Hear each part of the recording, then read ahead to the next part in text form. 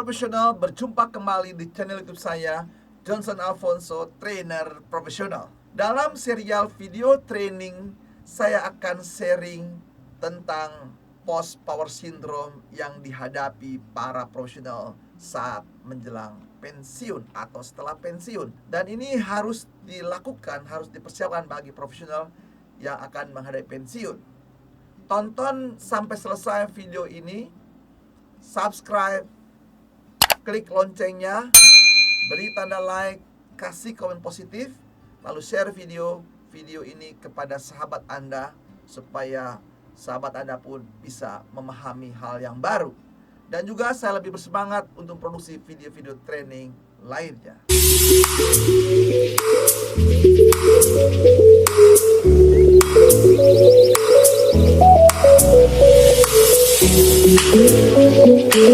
Banyak sekali profesional bingung ketika menghadapi pensiun. Bagaimana nanti pensiun? Saat ini saya sebagai pimpinan, sebagai leader, sering merintah. Nah, video ini saya tentu buat atas dasar pertanyaan-pertanyaan ketika saya memberikan training secara offline atau online untuk para profesional. Bagaimana sikap ya Bapak ketika harus sudah pensiun, sementara saya sudah terbiasa dengan memimpin, mengatur, mengelola saat kira-kira apa yang saya lakukan, kenapa saya bingung menghadapinya kelak. Saksikan video ini sampai selesai. Semoga Anda bisa mendapatkan manfaat dari video ini. Post power syndrome. Ya, post power syndrome ini banyak dihadapi oleh para profesional yang memasuki usia pensiun atau telah pensiun. Dia kehilangan sesuatu di dalam dirinya, kehilangan powernya di dalam memerintah, mengatur, memutuskan. Nah, ini menjadi tanda kutip menjadi penyakit bagi profesional yang memasuki pensiun atau telah pensiun. Nah, itu bisa terlihat pertama dari fisiknya. Orang-orang yang mengalami post power syndrome ini, ya gejala-gejala bisa terlihat, yaitu dari usianya cepat tua, bahkan lebih tua, dan cepat sekali perubahan itu. Keriputnya sekarang cepat terlihat dalam waktu tertentu, hanya kurang lebih 1 tahun setelah pensiun atau berapa bulan ya, dan mulai sakit-sakitan, lesu, terlihat lemah tak berdaya. Nah, ini ya, itu ciri-ciri orang terkena post power syndrome secara fisik. Kenapa? Ya mungkin dia sudah tidak lagi menyiapkan diri ketika dulu masih bekerja. Dia bangun pagi, dia bangun mandi, lalu kemudian menggunakan make up, merapikan rambutnya, tampil segar muka, lalu rajin olahraga. Sekarang dia stop semuanya, bangun siang, jam 10 siang atau jam 12 siang. Lalu dia tidak olahraga lagi, dan juga tidak ada gairah lagi untuk menyemangati fisiknya, untuk melatih kesegaran dan kebugaran tubuhnya. Nah, itu dari segi fisik, cepat tua, teman-teman. Itu ciri-ciri orang terkena post power syndrome. Rambutnya tidak lagi dicat lagi, sahabat sekalian. Ya. Nah, secara perilaku, nah ini ya, cara perilaku, tiba-tiba yang tadinya ramai dan heboh orang ini sekarang mulai menjadi pendiam. Justru senang bercerita mengenai kehebatan masa lalunya ketika dia jadi manajer, jadi pimpinan, jadi pendiam, atau justru dia senang bercerita kepada orang lain, dan biasanya korbannya adalah istrinya, anak-anaknya. Disuruh mendengar, dulu bapak seperti ini, bla bla bla sebagainya. Atau juga dia menjadi pemurung, mulai murung ya, merasa tidak berharga lagi. Lalu dia menarik diri dari lingkungan pergaulan karena statusnya sudah ditanya pensiunan. Nah, ini dia tidak mau lagi bergaul karena tidak ada yang bisa dibanggakan. Nilainya melekat kepada jabatan tersebut. Suka melakukan kekerasan di rumah kepada keluarganya, kekerasan secara verbal atau fisik, sahabat sekalian. Suka menyerang pendapat orang lain karena dia tidak puas lagi, suka menyerang karena dia menunjukkan eksistensi sebagai seorang masih seolah-olah punya power.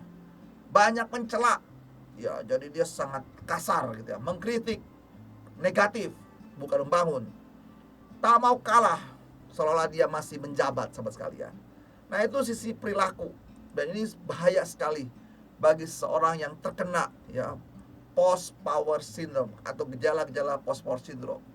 Secara emosi dia tidak stabil, ya emosinya negatif, yaitu mudah sedih, ya marah, atau mulai takut gitu ya, gampang tersinggung, sensitif. Nah, ini menjadi emosinya tidak terkendali. Dan ini yang berbahaya. Kenapa seperti terjadi, sahabat sekalian? Itu penyebab utamanya adalah waktu dia bekerja tidak bisa memisahkan antara jabatan dengan pribadinya. Nah, itu melekat seolah-olah.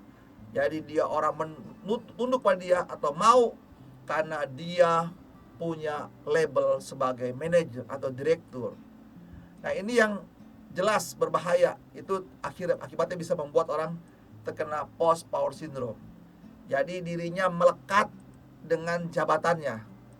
Jadi dia bisa meningkat statusnya itu karena jabatannya.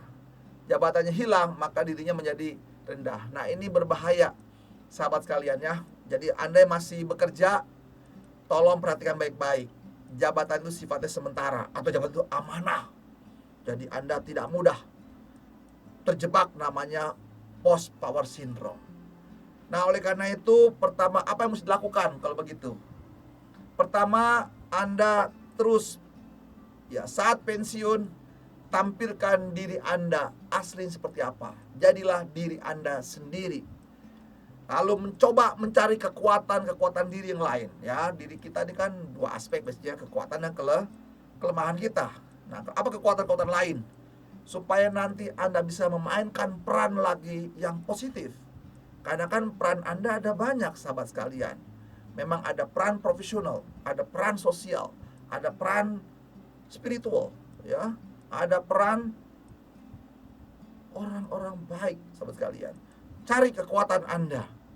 Lalu kemudian berusaha untuk mengatasi kelemahan-kelemahan Anda, untuk menjadi lebih baik lagi dari kemarin. Terus bergerak. Dan berarti apa? Anda harus terus belajar supaya jangan terjebak di dalam post syndrome. Stop cerita-cerita masa lalu Anda. Stop, itu sudah lewat.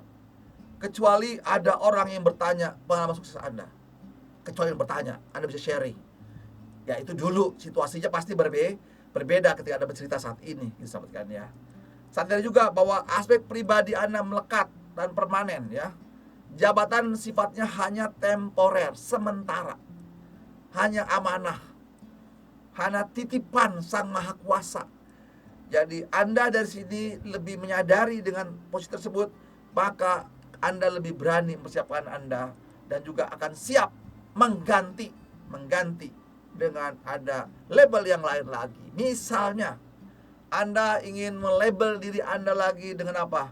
Saya orang yang sudah pensiun, orang yang bijaksana, orang yang baik. Itu label positif bisa dibangun.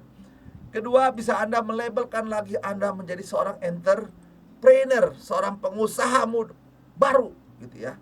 Jadi Anda lebih bersiap. Jadi membuat label-label baru dalam diri Anda. Dan itu Anda sendiri harus membuat. Anda bangun, namanya bahasa yang membangun image baru sebagai seorang profesional di konteks yang lain, situasi yang lain. Di dalam apa? Memainkan peran-peran yang berbeda. Supaya apa? Hidup Anda akan jauh lebih bahagia. Nah, supaya juga jangan terjebak lagi. Tadi kan efek dari post power syndrome adalah fisik Anda cepat menua. Latih fisik Anda. Ikut lagi olahraga. Klub jalan pagi orang tua banyak di komplek-komplek. Ikuti teman-teman. Sahabat sekalian, ikuti di kelompok-kelompok pejalan kaki. Atau Anda bisa ikut nge-gym. Bisa ketemu orang-orang muda yang bahagia, semangat. Bergaul supaya Anda merasa bahwa Anda tetap sehat, segar, bugar. Supaya Anda tetap cerah, ceria, begitu ya. Bagi bapak-bapak atau ibu-ibu, tetap sehat, segar, dan badan tetap terjaga, fisik tetap oke. Persiapan fisik. Kendalikan sisi makanan minumannya.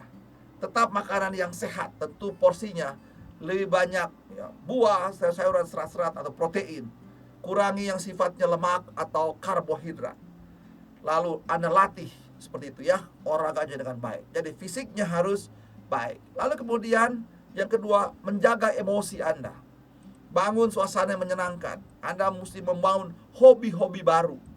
Hobi melukiskah, atau yang tidak sempat Anda lakukan waktu itu, melukis atau bermain musik, coba latihan lagi. Jangan takut. Selama Anda punya semangat belajar, ya, emosi Anda akan tersalurkan baik. Jadi bisa emosi tersalurkan kepada musik, kepada seni Anda, atau bidang-bidang hobi-hobi lain. Jadi emosi tersalurkan semua baik. Nah, itu yang Anda lakukan. Dari sisi perilaku Anda, lihat situasinya, Anda kembangkan peran-peran yang positif.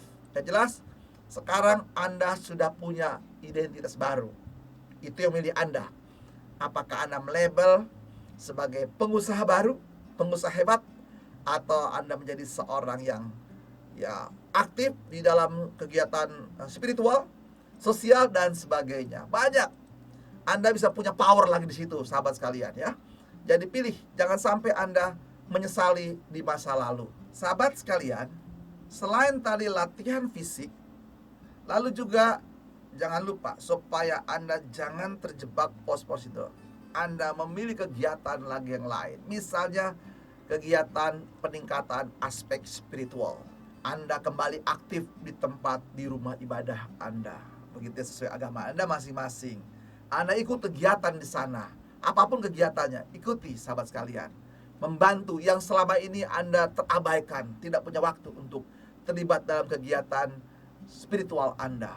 Anda sekarang terlibat kegiatan, Anda lebih berkuasa lagi secara spiritual. Kalau tadi olahraga, Anda sehat, segar bugar, tampil tetap muda. Nah, sekarang spiritual, Anda tampak lebih rohani, lebih baik lagi, yang nyata. Nah, setelah Anda memainkan peran spiritual Anda, lalu masuk lagi untuk supaya lebih baik lagi, yaitu Anda terlibat dalam kegiatan-kegiatan sosial, memainkan peran sosial. Anda bisa memilih menjadi ketua RT, atau ketua pengurus di RT, atau pengurus di kantor RW, atau Anda terlibat dalam kegiatan sosial. Anda mau terlibat di berbagai LSM. LSM banyak sekali, sahabat sekalian. Anda bisa masuk dalam manajemennya di sana, bisa mengatur lagi, bisa mengolah lagi, ya.